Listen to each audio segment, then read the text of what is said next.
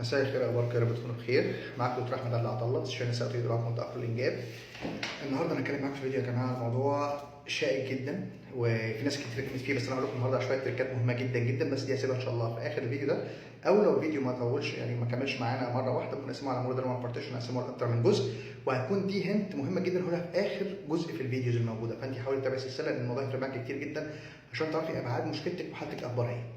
لو انا النهارده بقول ان الحاله دي عندها اندوميتريوز، عندها بطانه رحم مهاجره. يعني ايه بطانه رحم مهاجره؟ معناها ببساطه ان بطانه الرحم اللي المفروض مكانها الطبيعي جوه الرحم لم تعد في مكانها الطبيعي، في جزء منها somehow some way خرج من المكان ده راح في مكان تاني. تمام؟ فده المقصود بكلمه بطانه رحم مهاجره، سواء كان مجموعه انسجه او خلايا فقط، او الموضوع هنا تخطى الجزئيه دي ومش انسجه وخلايا، ده في جزء كمان من الجلانز او الغدد اللي موجوده اتحركت من المكان ده بقت في مكان تاني، فبقت اكتف وبتتاثر شهريا بالهرمونات الموجوده في الجسم، فبتعمل نفس الوظائف اللي المفروض تعملها جوه الرحم بس بتعملها بره الرحم. طيب انا النهارده قبل ما اشرح الجزئيه بالتفصيل عايز اقول لكم حاجه صغيره خالص، الا وهي البيريود او الدوره عباره عن ايه؟ احنا كل شهر اول يوم في الدوره بتنزل معانا. الدوره بتنزل في نفس الوقت بيحصل عمليه تجهيز البويضات عشان يحصل عمليه التبويض ان شاء الله في اليوم ال 13 او 14 او 15 من الدوره.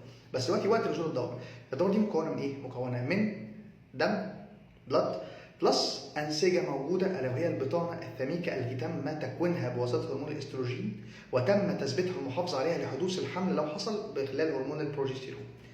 فلما بيحصل ان انا عندي البويضه خرجت وطلعت ما اتلقحتش ما اتعملش بيبي، فبعد البروجسترون اللي كان مسؤول انه يحافظ على البطانه دي تفضل سميكه لحد ما يحصل اخصاب وتلقيح والتصاق بالجدار بدات تقل. يعني البروجسترون دلوقتي بيبتدي يشتغل على انه يحافظ على سمك البطانه اللي كونت بالاستروجين، فالبويضه خرجت. مع خروجها بيبتدي يزيد البروجسترون عشان خاطر يقول لك يا جماعه لو سمحت هنبتدي نركز الفتره دي ونحافظ على سمك البطانه اللي اتكون قبل التبويض عشان خاطر ادي فرصه ان لما الجنين يطلع ويتحرك من الانبوبه لحد الرحم يلاقي سمك محترم كويس يمسك فيه ويبتدي ان شاء الله الجنين يكبر والى اخره الكلام ده، والسيكونس بتاع الحمل عادي خالص. فمسؤول عن المحافظه على هذا السمك هو مين؟ البروجسترون. عشان كده بنديه في شكل مثبتات بعدين. طب دلوقتي ما حصلش اللي احنا منتظرينه وما حصلش حمل، بتلاقي البروجسترون بيبتدي يقل، فيلاقي ان السمك اللي اتكون ده او الجدار اللي جوه الجديد اتعمل ده يبتدي ينزل، يبتدي يقع. نزوله عباره عن دم وعباره عن انسجه. تمام؟ فهو دم وانسجه وخلايا، وده اللي انا عايز اقولها. فهي دي بقى الحته اللي انا هرتب عليها بقيه الموضوع الفتره الجايه. اذا ان بطانه رحم المهاجره عباره عن انسجه موجوده بقت في مكان غير مكانها، جايه من جوه الرحم التجويف. انا النهارده اتعاملت مع الحاله عادي خالص، كل حاجه تمام، وبقى عندها بطانه رحم مهاجره نتيجه ان somehow انسجه من جوه دي طلعت بره في مكان ما جوه. لما باجي اتعامل مع الحالات اللي زي دي واشوف مشكلتها اخبارها ايه، هنلاقي ان الست دي بتمر بشويه مشاكل، يا اما ان هي عندها شويه خلايا موجوده حصل لها سكاترنج، خلايا عشوائيه باتشز كده موجوده، تمام؟ حاجه بنسميها بالبويدال كوليفلاور ابيرنس، او عباره عن شويه جزر صغيره كده متطوره في اكتر من مكان جوه منطقه الحوض، وممكن تبقى في اماكن ثانيه بره الحوض كمان. في ناس بيبقى الموضوع ده يوصل لحد مناخيرها، الاسوفيجاس، المريء والى اخره من الكلام ده، بس احنا بنتكلم عن الحالات السيمبل او كونفايند يا دوبك لمنطقه الحوض. فمثلا التجمع ده او الخلايا دي بقت موجوده على السطح بتاع الرحم. مع كل شهر من هي اكتف وشغاله هتتاثر بالهرمونات الموجوده عندنا بتاعت الرحم. فانا عندي دلوقتي وقت الدوره جوه الرحم، فهتنزل الدوره بتاعتي، بس الدوره جوه الرحم بتنزل مكانها الطبيعي منين؟ عنق الرحم مهبل اللي بره الجسم. طب انا عندي شويه خلايا موجوده جوه بتتاثر بنفس الهرمونات دي، فهتدي نفس الاستجابه، فهتيجي تطلع دم وينزل منها انسجه زايده. هتنزل فين؟ هتنزل جوه التجويف بتاع الحوض نفسه. فتلاقي الناس دايما عندها مشاكل مزمنه والام اثناء الحوض. فالاعراض اللي بتيجي دايما الست تشتكي بيها او البنوته حتى الصغيره اللي حصل لها موضوع سامها، وهقول لكم ممكن يبقى عند البنوته ازاي، هشرح لكم دلوقتي ان شاء الله. فالست بتيجي تشتكي ان عندها حاجه زي كده سواء هي او بنوته في الموضوع ده، هي موضوع ان في مشاكل عندها فيما يخص جزئيه ان في بطانه رحم مهاجره، حاجات ليها علاقه بالاتي حسب المكان. لو انا النهارده الموضوع كله كونفايند للجنتال اورجانز، الاماكن اللي هي ليها علاقه بالجهاز التناسلي، هتشتكي بايه؟ لو هي بنوته تقول لك دكتور انا عندي دايما ديسمونيا، سبازموتيك ديسمونيا، عندي الام شديده جدا جدا اثناء دوره كل شهر، كل ما تنزل عندي بيريد عندي وجع مش طبيعي، تمام؟ فانا عندي بين مزمن في المكان ده، تمام؟ عندي مشاكل في الاوفيليشن، عندي البويضات ما بتخرجش، عندي ممكن في بعض الاحيان يتكون اكياس نتيجه ان هي دي قفلت حوالين المبيض تعمل لي تشوكلت سيست. التشوكلت سيست دي يحصل حاجه من يا اما تفرقع وتربشر تنفجر او تعمل توشن تخلي هي وزن فوق المبيض، والمبيض ده مش كبير قوي زي ما احنا متخيلين، فتلف المبيض، فممكن تاثر على التغذيه الدمويه اللي وصل للمبيض، وبالتالي ممكن تؤدي الى مشاكل فيه وممكن لا قدر الله نضطر نشيله. فهي بتشتكي الشكوى الرئيسيه عند الستات والبنات هي حته سبازموتيك ديسمونوريا، يعني في دايما مشاكل عندها والام شديده اثناء الفتره بتاعه الدوره، زائد وجع شديد في منطقه الحوض، زائد ودي مهمه جدا الباك بين. ده في البنات. طب الستات هيزيد عليهم حاجتين، ان هي عندها حاجه اسمها ديسبارونيا يعني ايه؟ عندها الم ووجع شديد اثناء عمليه الجماع. وحاجه ثانيه لو هي ايه؟ انفيرتيليتي. انا ما بحبش استخدم مصطلح انفيرتيليتي اللي هو بسميه العقم، لان هو مش مصطلح بالنسبه لي اصح حاجه. بستخدم مصطلح اكثر بساطه وافيشنت اكتر، هو السب فيرتيليتي، نقص في الخصوبه.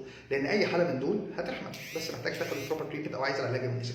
اذا ان البنات هتشتكي من اعراض، ونفس الاعراض دي هتشتكي منها السيدات، زائد حاجتين، لان الست متاح عندها الجماع، فتقول لك انا عندي وجع اثناء الجماع شديد، وتخليها مش قبل او مش رغبه في الجماع، لان كل مره وجع رهيب مش طبيعي. دي واحده. والثانيه ان هي بتحاول تحمل مفيش حمل. طب لو ده هنقول الانسجه عندنا مركزه في منطقه الحوض بس في الجزء التناسلي، هل هنا بس لا ممكن تبقى موجوده عندنا في المنطقه بتاعه البول، الجهاز البولي، فممكن تبقى موجوده بشكل او باخر موجوده على المثانه، فتعمل لك ايه؟ تخلي عندك حاجه اسمها سايكليك هيماتوريا، يعني انا عندي بيحصل من وقت للتاني دم بينزل مع البول، او انسداد واحتباس بول فتره، في حاجه اسمها ديسيوريا، عندي مشكله في عمليه البول نفسها، او يحصل اوبستراكشن ان بيكون الانسجه دي اتنقلت من مكان سام هاو، لان برضه هقول لكم طرق انتقالها ازاي، ممكن عن طريق الدم او الليمفاتيك، الجهاز الدموي او الليمفاوي، توصل لحد جوه تيوب او جوه مكان تعمل فيه سده، فاذا الاوبستراكشن موجود. فالاعراض تبقى موجوده عند بعض السيدات، بتقول لك دكتور مشكله عندي دم بينزل بشكل كل فين وفين مع البول، او عندي مشاكل في البول نفسه، في وجع شديد اثناء عمليه التبول. طب هنا احنا قلنا موجود عندنا في المنطقه دي اللي هي الجهاز التناسلي او الجهاز البولي، ممكن تكون هنا بس لا ممكن تكون موجوده عندنا في منطقه البطن ان جنرال، لدرجه ان بعض الحالات بنلاقي بعض الستات تشتكي دكتور تقول لي انا كل مره بيحصل عندي فيها بيريود بلاقي عندي وجع شديد واحمرار مبالغ فيه في منطقه الجرح بتاع القيصريه، فمعناه ان في انسجه بالغلط اتنقلت اثناء القيصريه من مكانها الطبيعي من جوه لحد الجرح بره، فتعمل نفس الاعراض ونفس المشاكل. طب ممكن تلاقي هنا مثلا لا ممكن تلاقي عند منطقه السر، فتلاقي وجع شديد كل دوره عند مكان، وتلاقي الموضوع دايما مرتبط بميعاد نزول الدوره. نلاقي عندنا وجع موجود في الانف، عندنا مشكله ان احنا مثلا ممكن اكح دم، او يبقى في مشكله عندنا نتيجه هي موجوده في الاسوفيجس او في المريء، او موجوده في الفرنكس في المنطقه بتاعت الجهاز التنفسي. المهم يعني دي واحده من الدرجات الخاصه بالانتشار او وجودها في اكثر من مكان عن المتوقع اللي هو جوه منطقه الحوض. فاذا اعراض دي زي ما قلنا بتعتمد على المكان، هي مكانها عندك فين، حسب مكانها هتلاقي الاعراض ظاهره عندك في الحوض، في البطن، مش عارف فين، فكل مكان من دول هيبقى ليه اعراض خاصه بالمكان بتاعه. طب انا النهارده قلت جزئيه الاعراض بتشتكي منها البنت او الست. اشهر حاجتين بتشتكي منهم دايما الست، ودول اكثر حاجه افيشنت عندها، وجع شديد في منطقه الحوض، ووجع شديد في منطقه الظهر، وحاجه اسمها سبيسموتيك ديسمنوريا اللي هو دايما الم شديد جدا جدا اثناء عمليه نزول الدوره، واخيرا ديب ديسبارونيا، ان اي جماع بيبقى فيه وجع وشده وحاجه للطاقه الداخليه، فبيخليها مش مقبله اصلا على الجماع. دي البوينت الرئيسيه. طب انا النهارده يا دكتور بصيت وقلت ان الموضوع ده ليه تاثير بشكل او باخر على موضوع الفيرتيلتي او موضوع الخصوبه. يعني ايه اللي رابط ده بالخصوبه؟ هتقولوا شويه انسجه في مكان غير مكانها، ففين المشكله يا دكتور؟ مش فاهم يعني انسجه في مكان غير مكانها بتعمل شويه اعراض في المكان ده، لكن ايه علاقتها بالموبايل؟ قال لك لا، هو المشكله الموضوع ده بيحصل نتيجه ان في ارتفاع زياده في الاسترويدز او الهرمونات عند الست، بيبقى واحد من ضمن العوامل اللي بتعمل ارتفاع لاحتماليات ظهور هذه المشكله عندها، سواء اندوميتريوزس او ادينومايوزس او فايبرويدز اللي هي اورام الليفيه او اللي بنسميها التردد الرحمي، اورام الليفيه التردد الرحمي وبطانه رحم هجره، بتحصل زياده نتيجه برضه ارتفاع هرمون عند بعض السيدات. ففي الحالات اللي زي دي اضطرابات الهرمونات بالزياده بتاثر على التبويض، فالست دي عندها مشاكل في خروج البويضات، تلاقي البويضه بيحصل لها انها بتوصل ماتيوريشن وما تخرجش، مقاربه شويه في فكرتها لفكره الناس اللي عندها مشاكل متلازمه تكسير البويضه، ان في بويضه موجوده بس البويضه ما بتتركش وما بتخرجش عشان يحصل لها تقسيم او تلقيح، فهي مشكلتها فيما يخص موضوع التبويض ده جزء. طب هنا بسالك لا، ممكن يكون في مشاكل في الانابيب، ان وجود الانسجه دي جوه الانابيب بتاثر على حركه الاهداب الداخليه، ان الانبوبه دي مش حاجه مفرغه خلاص، هي جواها في حاجه اسمها سيل لايك ستراكشرز موجوده عامله زي الاهداب شبه الشعوع المرجانيه، بتتحرك في وان دايركشن فروم اوتسايد تو انسايد، عشان من بره لجوه، عشان تسحب البويضات اللي خرجت من عند المبيض تدخلها جواها لحد ما يحصل لها اقصاب جوه الانبوبه، ولما يتكون جنين تكمل لجوه توصل لحد الرحم عشان يحصل لها بقيه النمو والزراعه والاخر من الكلام ده، تمام؟ فهي بتاثر على الانابيب وممكن تعمل ارتشاح. طب هل بتاثر على الانابيب بس؟ لا، وبتاثر كمان على الحيوانات المنويه، ان بعض الاحيان بيبقى في سم سورت اوف انتي سبيرم انتي بوديز موجوده زي اجسام مضاده بتهاجم الحيوانات المنويه، فانا كده بكسر اللي داخل كمان، يعني مش مشكلتي اني بوظت اللي عندي، لا ده انا بعادي اللي جاي من بره، فانا باثر هنا على التبويض عندنا، بتعمل مشاكل فيما يخص موضوع هرمونات الجسم في المقبل، اندوكرينوباثيز، مشاكل كتيره جدا في الهرمونات بتاعت الجسم او اغلب الغدد اللي بتشتغل في الجسم، لان المبيض برضه هو غده من الغدد وليس فقط مسؤول عن التبويض، بتاثر على الانابيب، بتاثر على الحيوانات المنويه، بتعمل مشاكل اثناء الجماع زي ما احنا قلنا قبل كده وشرحناها في اول الفيديو. واخيرا النقطه اللي دايما بتبقى عامله شويه مشاكل عند السيدات هي ان بتخلي الست في هذه المراحل وفي هذه الفترات غير مقبله على مبدا الجماع نفسه، بلس ان مشاكل في هرمونات ثانيه زي انها بتاثر على هرمون اللبن.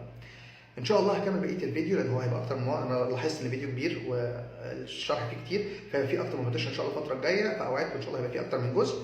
وستي تيون ماتش فيديوز، يا ريت يا جماعه نعمل لايك وشير ونتابع فيديوهات السلسله الموجوده اسمها عشان تعرفي اكتر عن نفسك. ثانك يو سو ماتش وميرسي جدا جدا ليكم.